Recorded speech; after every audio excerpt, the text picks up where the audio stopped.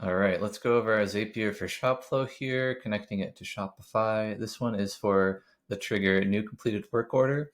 And so the first thing in this Zapier is the trigger, which is, as I said, new completed work order in Shopflow. This is from the Shopflow app. And we've called the event new completed work order and selected it here. And we've tied it to our Shopflow account. And then we have here our formatter by Zapier. So this is the utilities and formatter by Zapier. And we have that configured with the event utilities, where it will pull up values from a list. And then under action, we have the transform action, line itemizer, create, append, prepend. And we have these line item group names just called line items. And below there, we have each of these line item properties defined.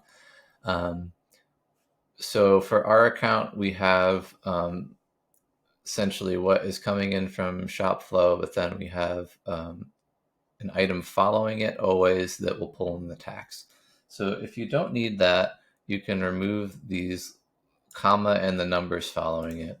So we're pulling for product ID, we're pulling line items ID, and you can see that's pulling that in from Shopflow. And then for variant ID, we're pulling in line items ID 2. We're pulling in line items name for title. That's what it will show up as the name of it in Shopify. And it will overwrite what is in Shopify. So if you have something that's called ABC in Shopify and it pulls in the name here, it will be the name in Shopflow is 123. It will overwrite the ABC in Shopify with the 123 in Shopflow. So Shopflow takes priority if you do pull in title here.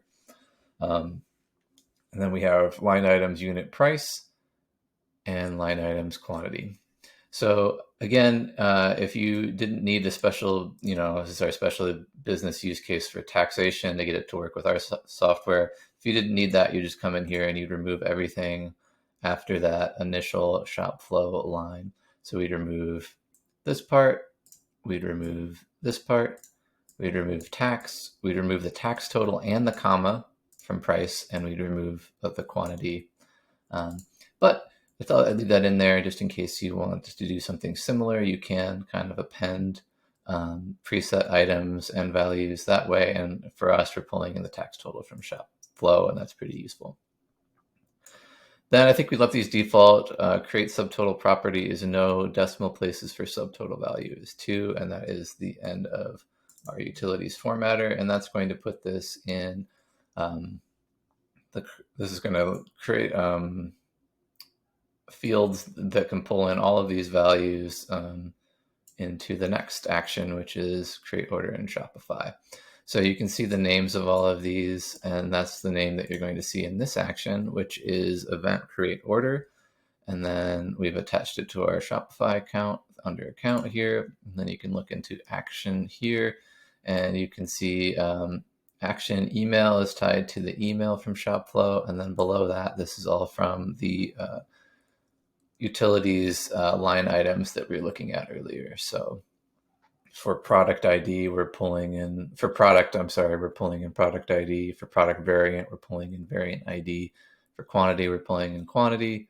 For title, we're pulling in title. And for product price, we're pulling in price. And those are all the values that are up here. Just to be clear, that's what we're creating with that line itemizer. It's creating these line items to then pull into the line item data of this Shopify order that is being created. For us, we also put in a note here. So we say Shopflow invoice ID. Here's the invoice ID from Shopflow, and then what instrument was on that order. So that just helps us when we're processing billing later to identify the orders, and allows us to get at the invoice ID in a field that we can then export and manipulate that data later on. Discount type is a fixed amount for us. I don't think we have discounts coming through, but that's how we have it set up. The other fields here are blank until we get to tags. We've added some tags for us to differentiate between different types of things we have coming from Shopflow, and also to differentiate that this is a Shopflow repair order and not another order in Shopify. We have our location set to our address. So this will come through as the location you're pulling inventory from, whether you want to send a receipt to the customer or not, whether you want to send a fulfillment confirmation to the customer or not. For us, we're handling fulfillment in a later step, so we're not going to send that information over.